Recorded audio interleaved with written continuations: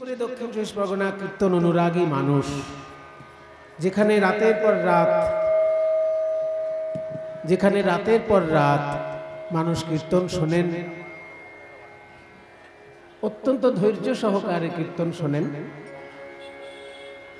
তবে কোনো কোনো জায়গায় একটু তারা বিভ্রান্ত হয়ে পড়েন যে কোনটা আসল কীর্তন কোনটা নকল কীর্তন, এটা তো সবসময় বোঝার ক্ষমতা থাকে না।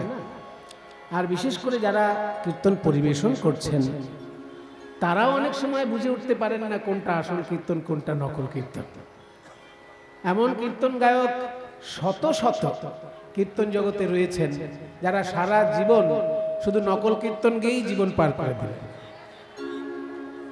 সেসব গায়কদের দুর্ভাগ্য যে তারা কীর্তনের জগতে এসে ঠিক করে কীর্তনটা শিখতেই পারল না, অথচ সারা জীবন তার পার হয়ে গেল কীর্তন গাইতে গাইতে। এটা আপনাদের করার কিছু নেই, আমারও করার কিছু নেই, এটা তাদের দুর্ভাগ্য যারা কীর্তন জগতে নাম লিখালো অথচ কীর্তনটাই শিখল না। কীর্তনের নামে তারা সারা জীবন মানুষের কাছে কয়েক ঘন্টা করে গলাবাজি করে গেলেন। এটা গলাবাজি, কীর্তন গান হচ্ছে। তবে যারা কীর্তন শিখেছেন তাদেরকে ধন্যবাদ জানাই, কারণ তারা কীর্তন শিখে কীর্তন গান গাইছেন। আর যারা একবার কীর্তন শিখে কীর্তন গান গাইবেন তাদের জীবনটাই ধন্য, কারণ চৈতন্য মহাপ্রভুর বড় করুণার দান এই কীর্তন গান। পৃথিবীতে অনেক রকমের সঙ্গীত আছে এবং সব সঙ্গীতেরই নিজস্ব নিজস্ব এক একটা মূল্য আছে, সব সঙ্গীতের নিজস্ব গুরুত্ব আছে। যারা আধুনিক গান পরিবেশন করেন তাদেরও বেশ কষ্ট করে গান শিখতে হয়। যারা শাস্ত্রীয় সঙ্গীত পরিবেশন করেন তাদের সব থেকে বেশি কষ্ট করে গান শিখতে হয়। আর যারা রবীন্দ্রসঙ্গীত পরিবেশন করেন তাদেরও খুব নিষ্ঠা সহকারে গান শিখতে হয়।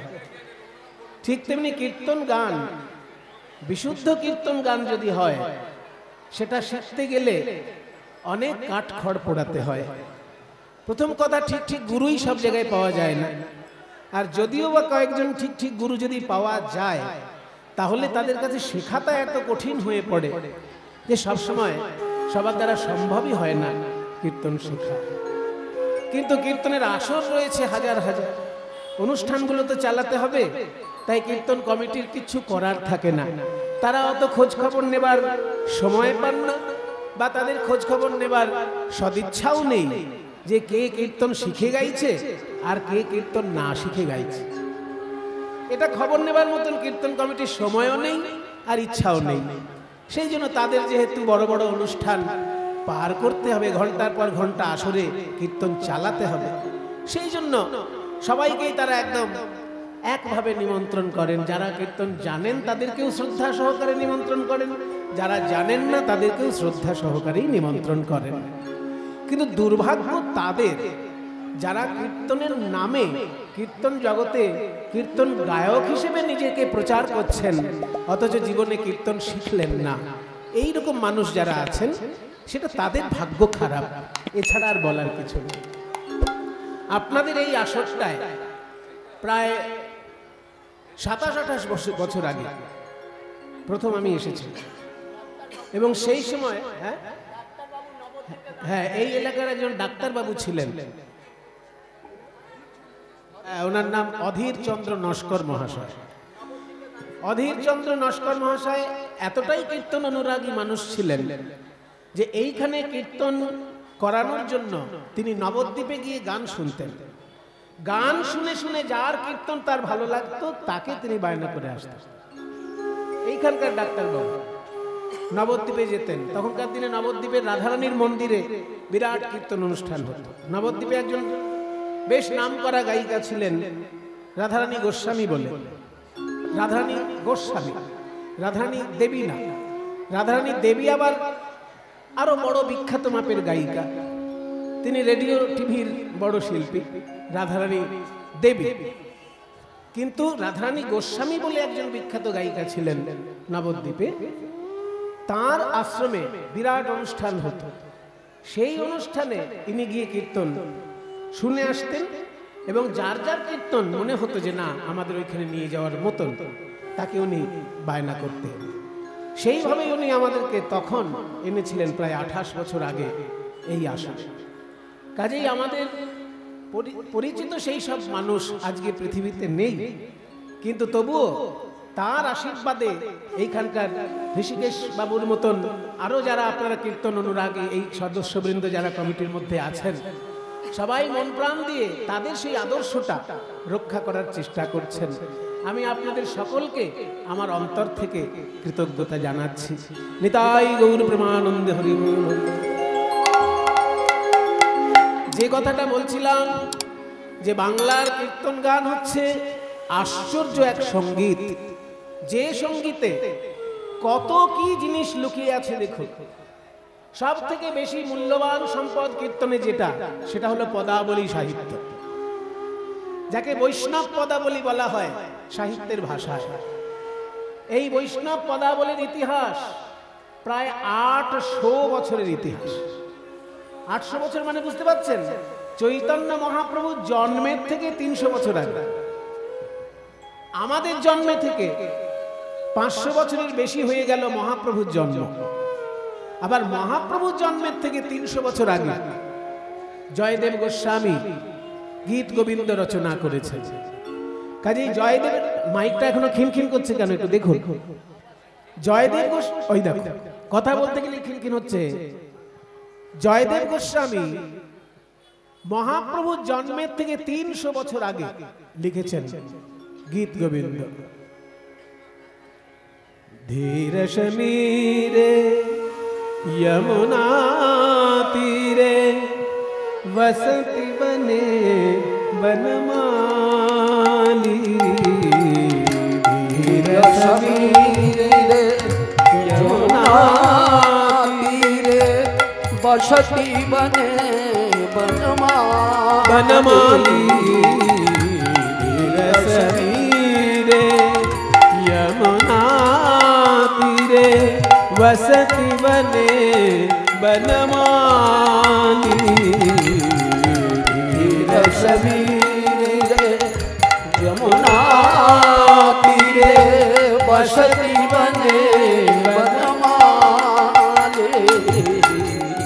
पीन पयोधर परिशर मर्दन, पीन पयोधर परिशर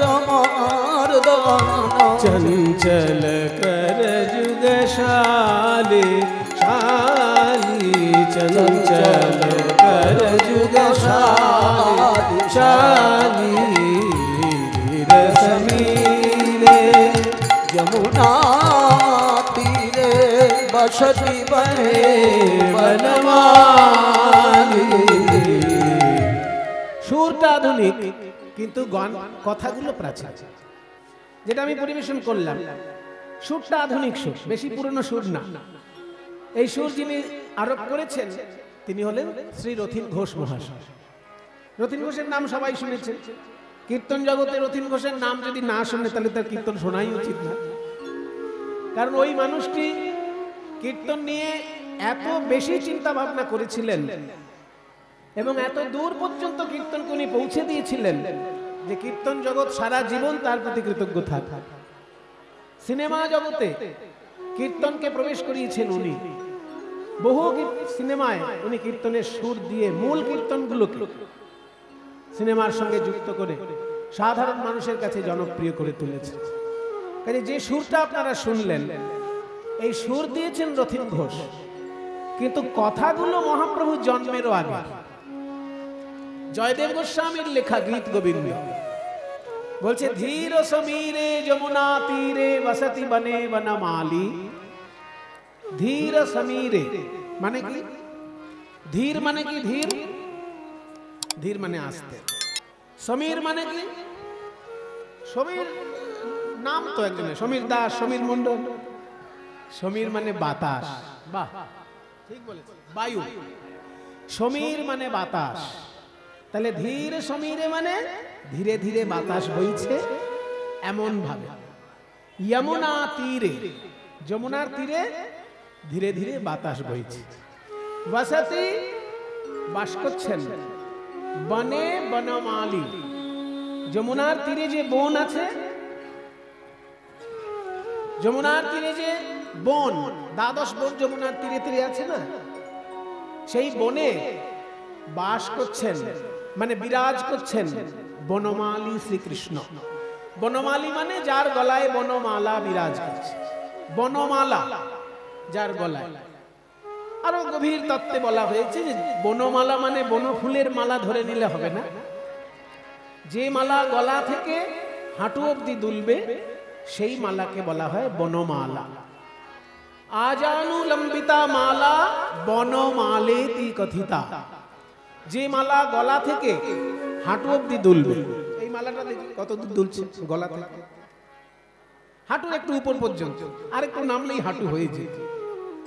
তাহলে এই যে মালা গলা থেকে হাঁটু অবধি দোলে তাকে বলে বনমালা। অর্থাৎ সুন্দর একটি মালা পরে যমুনার তীরে বনে বনে বিরাজ করছেন শ্রীকৃষ্ণ। ধীর সমীরে যমুনা তীরে বসতি বনে বনমালী। এবার পরিষ্কার হলো মানেটা।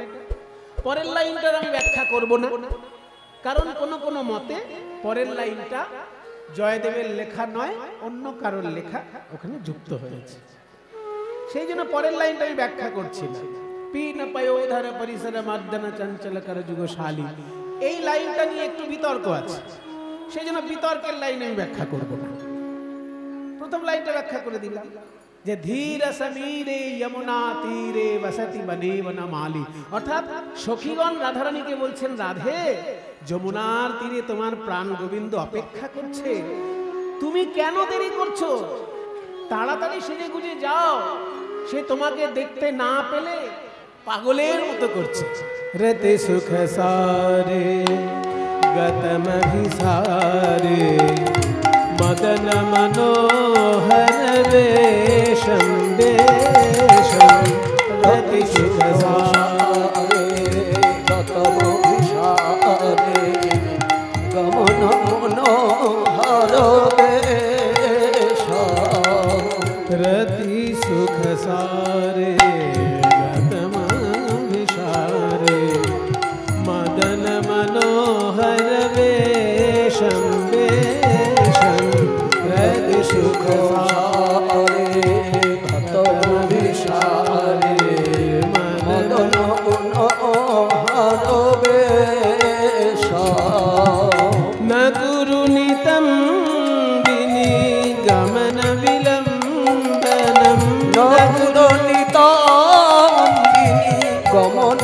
বিলম্বন, ন গুরু নিতম বিনি গমন বিলম্বনম, ন গুরু নিতম বিনি গমন বিলম্বন, অনুসরতং হৃদয়েশম, অনুসরতং হৃদয়েশম, ধীর সমীরে यमुना तीरे वसति बने बनमाली, धीर समीरे यमुना तीरे वसति बने बनमाली, रति सुख सारे गतम अभिसारे मदन मनोहर वेशम, नकुरुनितम बिनि गमन विलंबन मनुषरतं हृदयेशम, रति सुख सार, रति माने मिलन, नारी पुरुषेर मिलनके बोले रति। সেই মিলনের সুখ যেখানে সবথেকে বেশি পাওয়া যেতে পারে সেটা হচ্ছে বৃন্দাবন। একটু বেশি গভীর কথা বলা হয়ে যাচ্ছে, বাচ্চাদের না শোনাই ভালো, বড়রাই শোনা ভালো। বলছে মিলন সুখের সব থেকে ভালো জায়গা যমুনার যে বৃন্দাবন, সেইখানে তোমার প্রাণ গোবিন্দ আগে থেকেই অভিসার করে গেছে, আগে থেকেই অভিসার করেছে। অভিসার কাকে বলে না, সেজে গুজে প্রিয়তমের উদ্দেশ্যে যদি বেরোনো হয় তাকে বলে অভিসার। প্রিয়তমের উদ্দেশ্যে বা প্রিয়তমার উদ্দেশ্যে যদি সেজে গুজে বেরোনো যায়, সেই সেজে গুজে বেরোনোটাকে বলে অভিসার। প্রিয়তমের উদ্দেশ্যে প্রিয়া শুধু সেজে গুজে বেরোয় না, প্রিয়তমও সেজে গুজে বেরোয়। এই পদের মধ্যে জয়দেব গোস্বামী বলছেন যে তোমার প্রিয়তম গোবিন্দ তিনি সেজে গুজে তোমার জন্য অভিসার করেছেন। কোথায় অভিসার করেছেন? ওই যে যমুনা তীর, যমুনা তীরের যে বৃন্দাবন বনে সেজে গুজে অভিসার করেছেন। রতি সুখ সারে গতম অভিসার মদন মনোহর বেশম। শ্রীকৃষ্ণের বেশভূষা এত সুন্দর হয়েছে যে দেবতাদের মধ্যে সব থেকে সুন্দর যিনি তারও মন হরণ হয়ে যায়। দেবতাদের মধ্যে সব থেকে সুন্দর যিনি দেখতে তিনি হলেন কামদেব বা মদন দেব। এই কামদেব সব থেকে সুন্দর দেখতে, তিনিও পর্যন্ত মুগ্ধ হয়ে গোবিন্দের দিকে তাকিয়ে থাকেন, এত সুন্দর পোশাক পরে গেছেন গোবিন্দ। তাই বলছে মদন মনোহর বেশম ন কুরু বিলম্বনম। বিলম্ব করো না রাধে। বিলম্বনম কথাটা একটু পরে বলছে।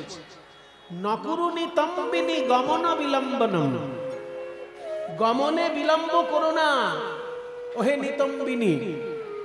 নিতম্বিনী বলতে যার পশ্চাৎ অংশ খুব সুন্দর, নিতম্বিনী তার মানে রাজকুমারী, তো রাজার মেয়ে দেখতে খুব সুন্দর। এবার রাজার মেয়ে তো তাড়াতাড়ি হাঁটতে পারে না, কি গো? রাজার মেয়ে, জমিদারের মেয়ে, যাদের বাড়িতে একটা আভিজাত্য আছে, আভিজাত্যপূর্ণ বংশের মেয়ে যারা, তাদের হাঁটা চলার মধ্যে একটা ধীর স্থির ভাব থাকে। আর মনে করুন যার ঠাকুর দাদাও লোকের বাড়িতে কাজ করেছে, মা বাবাও লোকের বাড়িতে কাজ করেছে, সেও লোকের বাড়িতে কাজ করছে, সে কি আর ধীরে সুস্থে যাবে? সে তাড়াতাড়ি ছুটে যাবে, কারণ একটা বাড়িতে কাজ শেষ হলে আর একটা বাড়িতে কাজ করতে যেতে হবে। কাজেই দুটোকে গুলিয়ে ফেললে হবে না। কোনো কাজ ছোট সেটা আমি বলছি না, কিন্তু আভিজাত্যপূর্ণ পরিবারের লোক যারা, তাদের ভিতরে একটা ধীরতা স্থিরতা কাজ করে। আর দরিদ্র বা সাধারণ কাজ করে যারা অভ্যস্ত, তাদের মধ্যে একটা চঞ্চলতা কাজ করে। এই কাজটা করে ফেলতে হবে, এই এখানে যেতে হবে, ওই ওখানে যেতে হবে, এই ছোট এই ওঠ, সবসময় এরকম একটা ব্যাপার। কিন্তু আভিজাত্য যারা আছে, যে বাবা জমিদার বা বাবা রাজা, সেই রকম ঘরের লোকের তো এরকম তাড়াহুড়ো নেই, সে ধীরে সুস্থে যায়। তাই রাধারানী যেহেতু রাজার মেয়ে, তার আভিজাত্য একদম জন্মগত ভাবে পেয়েছে, করার কিছু নেই। সেই জন্য বলছে তুমি যেহেতু রাজকুমারী, তোমার চলাফেরার মধ্যে একটা ধীরতা স্থিরতা কাজ করে। কিন্তু এখন ওরকম ধীরতা স্থিরতা করলে হবে না, তাড়াতাড়ি চলো, কারণ গোবিন্দ তোমার জন্য অনেকক্ষণ ধরে অপেক্ষা করছে। নকুরু নিতম্বিনী গমন বিলম্বনম।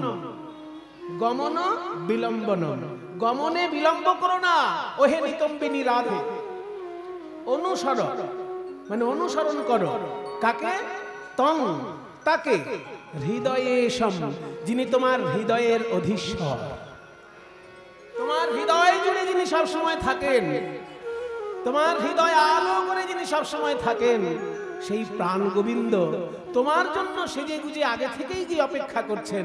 কাজে তুমি রাজকন্যা হলেও এখন অন্তত যাওয়ার সময় ধীরে সুস্থে যেও না, তাড়াতাড়ি চলো।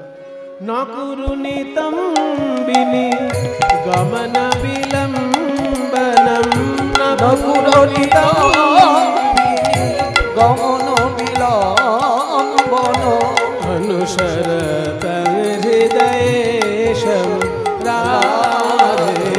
অনুসরত হৃদয়েশম রাধে।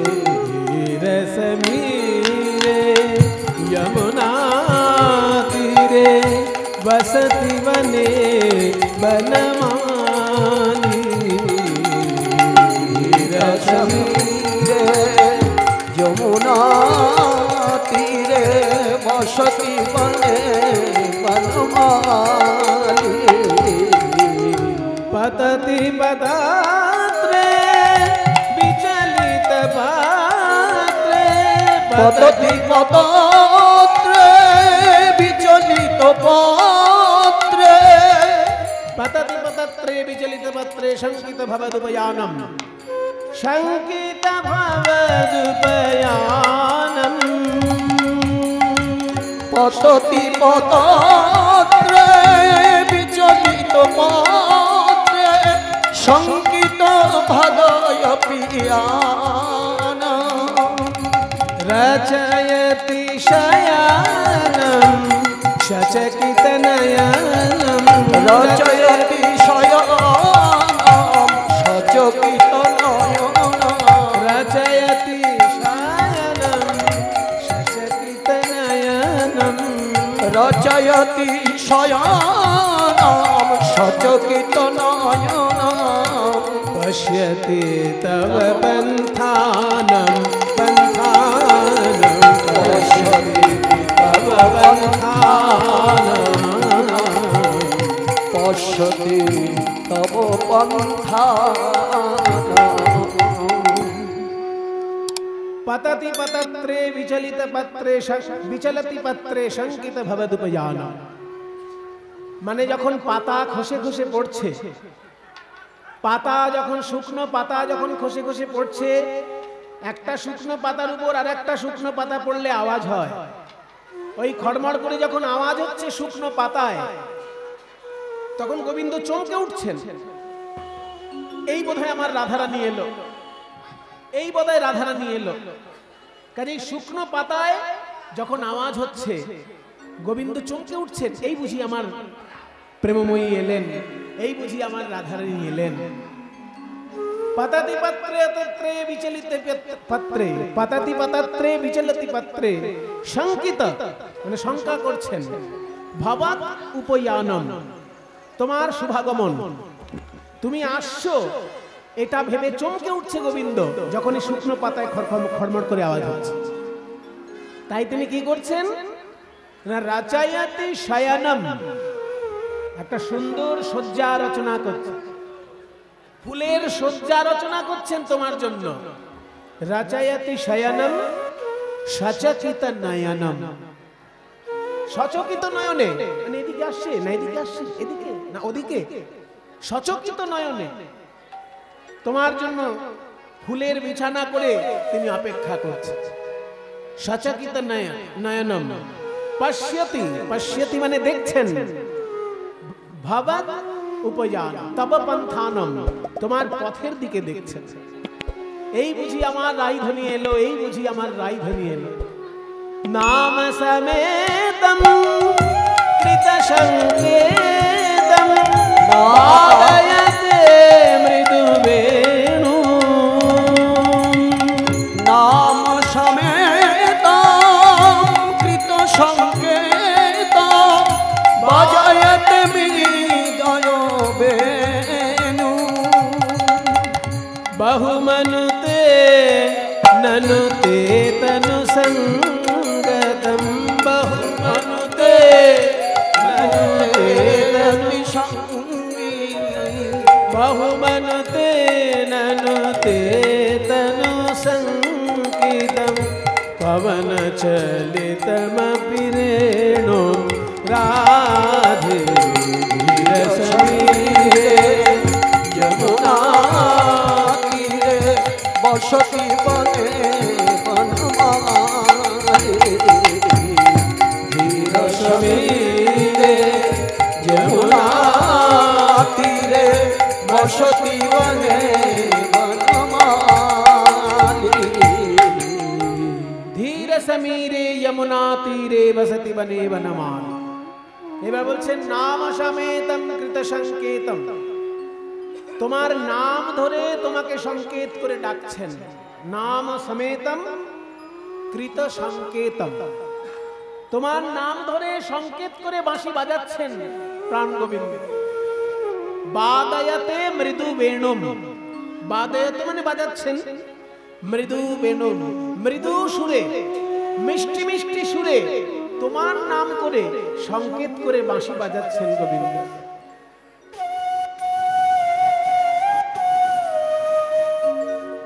नाम समेतम कृत संकेतम बादयते मृदु बेणुम। এরপরেই বলছে বহু মনুতে ননুতে তনু সংগত পবন চলিতম পিরেণ, এইবার দেখুন আরো কত সুন্দর কথা বলছেন জয় জয়।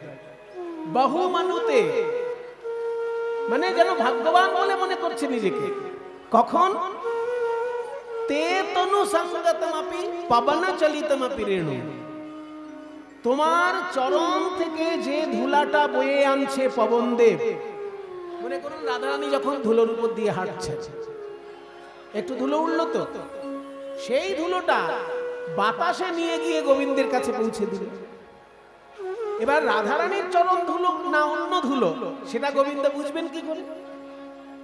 না, রাধারানীর শ্রী অঙ্গে একটা আলাদা গন্ধ তো আছে, সেই গন্ধটা ওই ধুলোর মধ্যে মিশে আছে।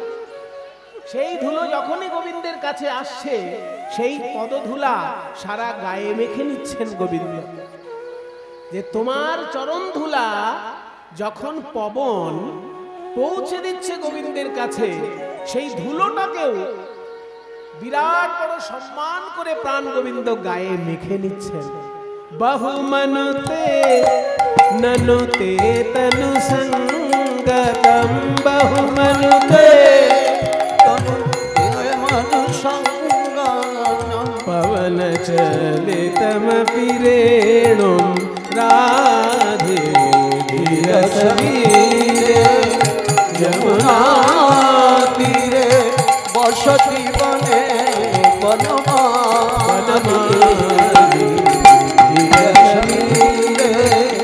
যমুনা তীরে বসতি বনে বনমালী।